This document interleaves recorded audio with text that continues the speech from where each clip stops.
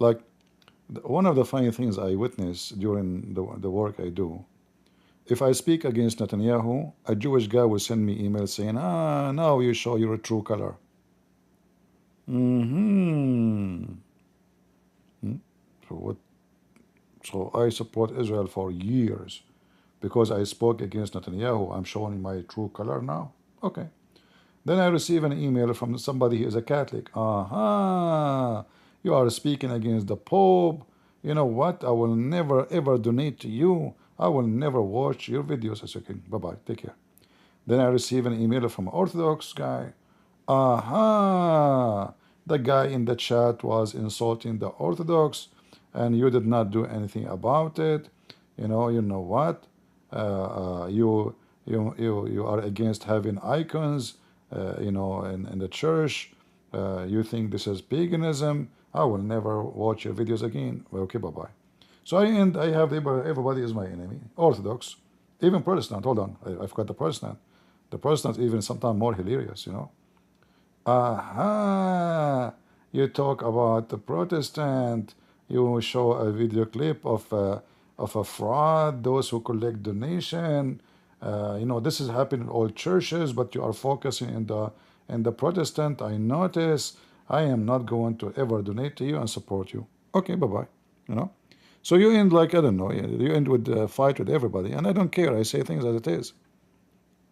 You know. I don't take a side of any, if you're a stupidity. If you're stupid, you're stupid. If you are wrong, you are wrong. If you are smart, you are smart. Who care what you think? And then you wonder who's your audience. Like seriously, who is my audience? Are they aliens coming from different galaxy? Yeah, because everyone they don't understand me. They think I will take a stand of a sect. I hate sect. I literally hate them. I grew up in an Orthodox family. All my families are Orthodox. We are Orthodox through centuries, not just Orthodox, like to the bones. But I don't care for this. They are born in this. They believe in it, no problem. But I have to use my brain. There's things I don't accept. I don't care if you are Orthodox or not. I don't mind pictures, but not to kiss them. No problem. Is it for art? God bless you. Is it for documentary? Like, old days they made mosaic, very nice, and document the church history, wonderful. But not to kiss them, praying in front of them, and, like it's we don't want to do what the Muslims do, right? But this is your opinion, does not make you not a Christian for me, but I believe it's wrong. But, the second you mention those things, you will see how many they will oppose you and they will hate you. I don't approve the way many churches, like the Protestant, somebody going in the church and he's wearing a short, I will kick him out. Why you are wearing short in the church? This is a house of God. Women, men, they should wear decent clothes inside the church. So I want to take from the Orthodox the good things, bring it to the Protestant. I want to take from the Protestant the good things, bring it to the Orthodox. You know what I mean? Don't take the wrong. Take the good of each and forget about the wrong. So the Orthodox are very active. They go preach, they teach, etc. What about we make the Orthodox do the same? Why they are dead? Why their churches became, like they are like, ghost town? What happened to the Orthodoxy? It became a traditional where people go to the church and, stand up, sit down, stand up, sit down, stand up, sit down. But this is not what Jesus did. Why wouldn't see Orthodox priests in the street preaching the gospel? Why you became a businessman? Why you became, the same as Muhammad? So every church have the right side and the wrong side. And we as a Christians, we should filter the wrong and keep the right. It's like, you come from the Middle East. You have a good tradition. We have good tradition there, right? My mother, no. My mother, she never did that. My mother, she never pray in the front of a picture. Neither my dad. Never, never. You know, they are Orthodox, yes, but they never did that. Never. We have only one picture in the living room, is made by my mother hand for the Last Supper, of Jesus, but not to pray in front of it. It's like an art by hand. You use those stitches things. It take a lot of time. I don't know how long it take to make it. Big one in the wall.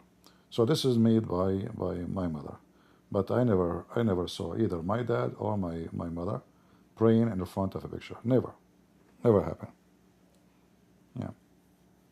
I never, by the way, asked them why they don't. Like at that time, I was not really thinking about it. But by the time you start thinking about what is right, what's wrong.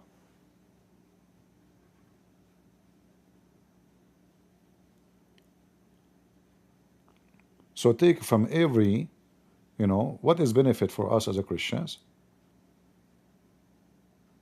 what is not benefit, you know. Churches became more traditional, like, you go to the church, like the Muslims, they read for you the Al-Bukhari.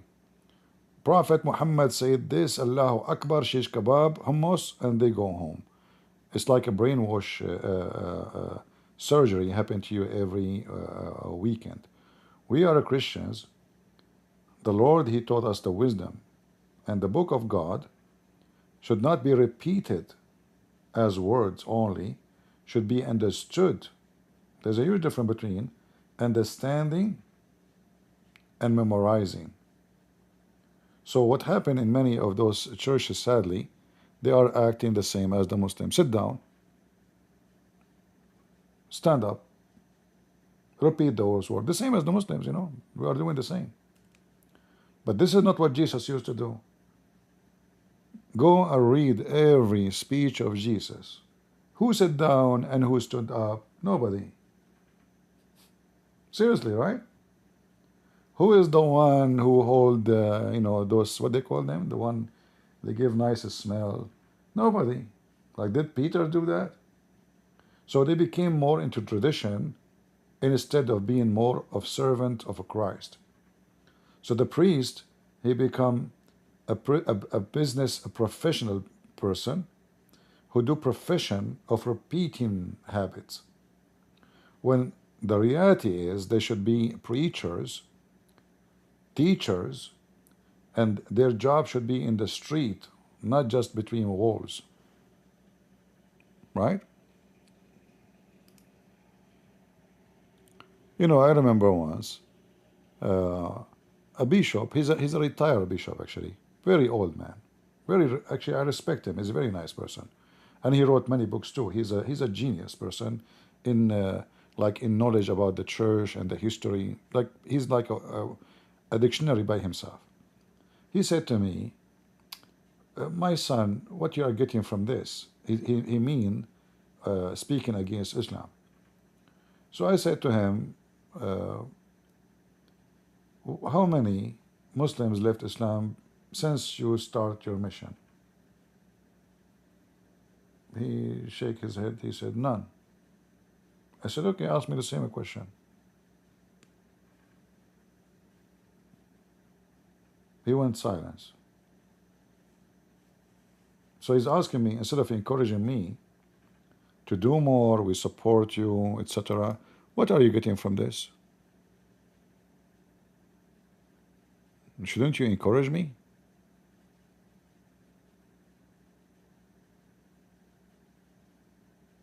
No. What are you getting from this? Well, check it out. See how many left Islam because of what I'm doing. And then you will know what I'm getting from this. Right? The Israeli Air Force has redefined what it means to achieve air dominance since the launch of Operation Rising Lion. On the night of June 13th, around 200 IAF aircraft flew deep into Iranian airspace. operating for over 2 hours in enemy territory in one of the most complex and far-reaching operations in history. With precise coordination, the IAF dismantled Iran's nuclear infrastructure, crippling its ability to build nuclear weapons. It destroyed key missile systems, neutralized aerial threats, and struck critical intelligence and command centers. Senior military and intelligence figures behind Iran's terror networks were eliminated. Even 2,300 kilometers from Israel, the IAF hit its target with exact precision. This was the longest-range strike in IAF history. This operation was a masterclass in modern warfare, and when Iran tried to strike back, Israel's multi-layered missile defense system was ready. A defense wall stretching from ground to space where threats, from drones to ballistic missiles, are intercepted before hitting Israel. This is how a nation is protected, not just with weapons, but with the will, strategy, and relentless precision of our soldiers. You see, motive is very important to win a war, and if the Israeli have a motive, same as us as a Christians, if we have a motive to defend and we believe in what we do, then things will and the action will be different. If you don't have motive, you are just a soldier there. Somebody hire you to get a salary, you get paid, and you don't want to die. You don't want to go and fight from your heart. There is a huge difference between somebody he fight from his heart because he believe in something, and somebody he is just getting paid. And that is different between the American army, when they go to such a war, and the Israeli army, because the Israeli army now, they feel that they are the target of all of this. And for us as a Christians, we know that the target is not only the Israeli. I told you many times, the Muslim believe that Saturday is first and Sunday is next. What does that mean? We finish the Jews first, and then we finish the Christians. They were busy killing the Christians for centuries until Israel started or exists again. And now they are busy with Israel. But if Israel is gone, all those missiles of Iran will be hitting Europe. It's reality, But the dummy, they don't want to see it.